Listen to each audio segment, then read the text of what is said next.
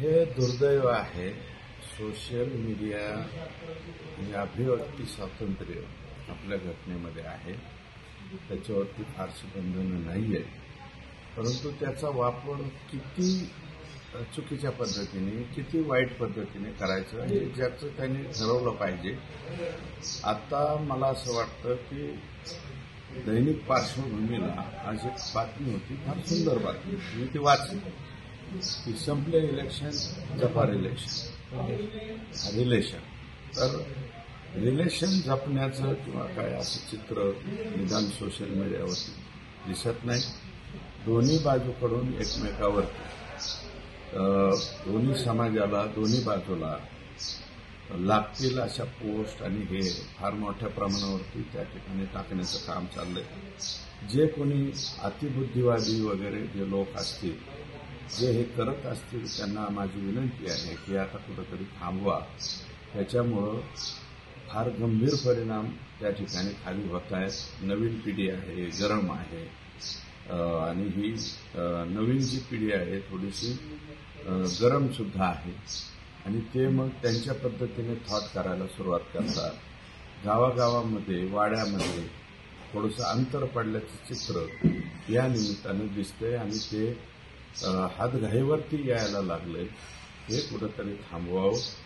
आणि ज्यांनी ज्या ठिकाणी घटना घडलेल्या नसताना सुद्धा यूट्यूबवरती येऊन फार चुकीच्या पद्धतीने घटना झाली, असं झालं, हे जे काही सांगे चाललेली हेही कुठंतरी थांबवावं. बघा, आता सध्या तुम्हाला सांगतो, आम्हाला भाषण करणं सुद्धा अवघड झालं.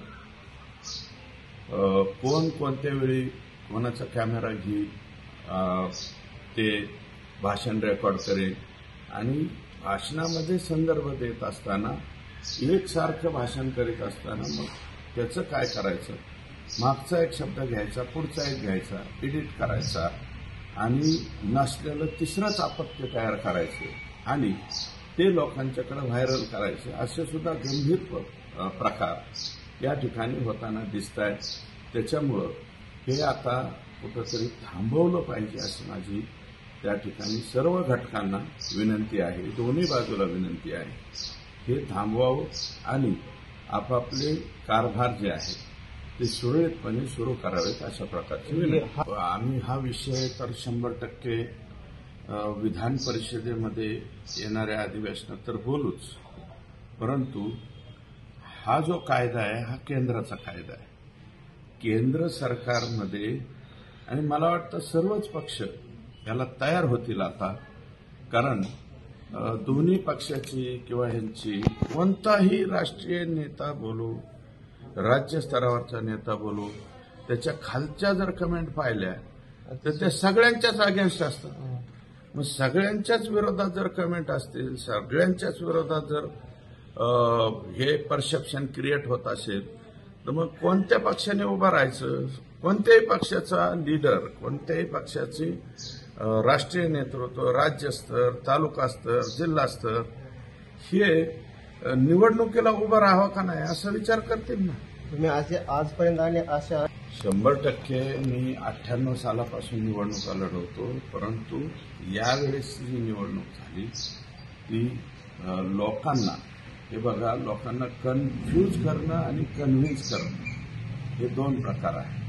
त्याच्यापैकी कन्फ्यूज तर मी माझ्या आयुष्यामध्ये कधी काही केलेलं नाही, पण कन्व्हिन्सिंग पॉवर किंवा कन्व्हिन्स करण्याची शक्ती ही थोडीशी असल्यामुळं आम्ही लोकांच्या पुढे जाऊन लोकांना कन्व्हिन्स करण्याचा जो प्रयत्न करत होतो, त्याच्यामध्ये सुद्धा खूप मोठ्या प्रमाणावरती अडचणी त्या ठिकाणी आल्या. आणि अशी अतिशय वेगळ्या पद्धतीची, अतिशय